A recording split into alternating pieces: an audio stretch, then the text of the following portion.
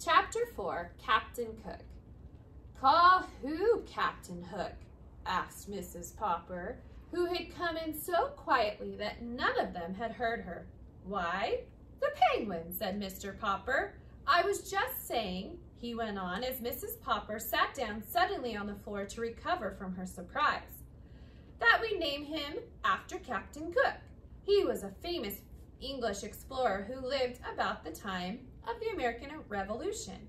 He sailed all over where no one had ever been before. He didn't actually get to the South Pole, of course, but he made a lot of important scientific discoveries about the Antarctic regions." He was a brave man and a kind leader, so I think Captain Cook would be a very suitable name for our penguin here. "Well, I never," said Miss Popper. "Gork," said Captain Cook, suddenly getting lively again. With a flap of his flippers, he jumped from the tub to the washstand and stood there for a minute, surveying the floor. Then he jumped down, walked over to Mrs. Popper, and began to peck her ankle.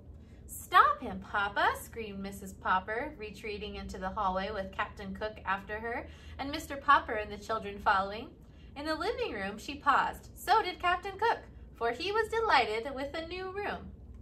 Now a penguin may look very strange in a living room, but a living room looks very strange to a penguin. Even Mrs. Popper had to smile as they watched Captain Cook with the light of curiosity in his excited circular eyes, and his black tailcoat dragging pompously behind his little pinkish feet, struck from one upholstered chair to another, pecking at each to see what it was made of. Then he turned suddenly and marched out to the kitchen. "Maybe he's hungry," said Janey. Captain Cook immediately marched up to the refrigerator. "Gork?" he inquired, turning to slant his head wisely at Mrs. Popper and looking at her pleadingly with his red eye. "He certainly is cute," she said. "I guess I'll have to forgive him for biting my ankle. He probably only did it out of curiosity. Anyway, he's a nice, clean-looking bird." "Ork?" repeated the penguin, nibbling at the metal handle of the refrigerator door with his upstretched beak. Mr. Popper opened the door for him, and Captain Cook stood very high and leaned his sleek black head back so he could see inside.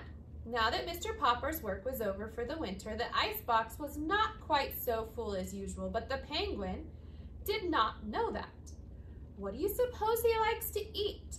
asked Mrs. Popper. "Let's see," said Mr. Popper as he removed all the food and set it on the kitchen table. "Now then, Captain Cook, take a look." The penguin jumped up onto a chair and from there onto the edge of the table, flapping his flippers again to recover his balance. Then he walked solemnly around the table and between the dishes of food, inspecting everything with the greatest interest, though he touched nothing.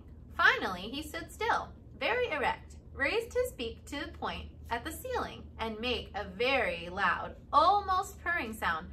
"Or," he trilled. "That's a penguin's way of saying how pleased it is," said Mr. Popper, who had read about it in his Antarctic books. Apparently, however, what Captain Cook wanted to show was that he was pleased with their kindness rather than their food. For now, to their surprise, he jumped down and walked into the dining room.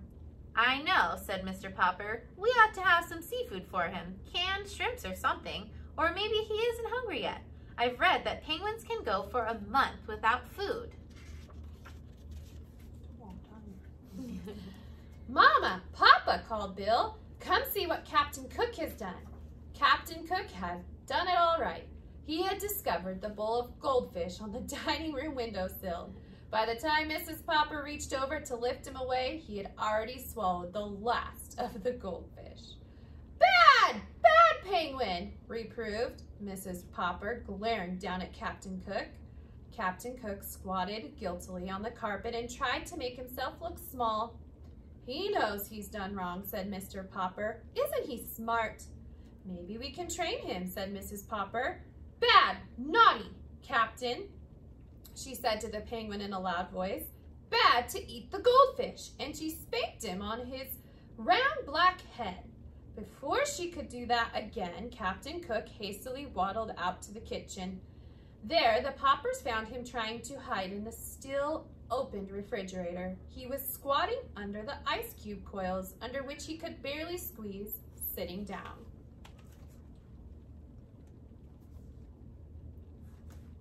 His round, wide-circled eyes looked out at them mysteriously from the dimness of the inside of the box.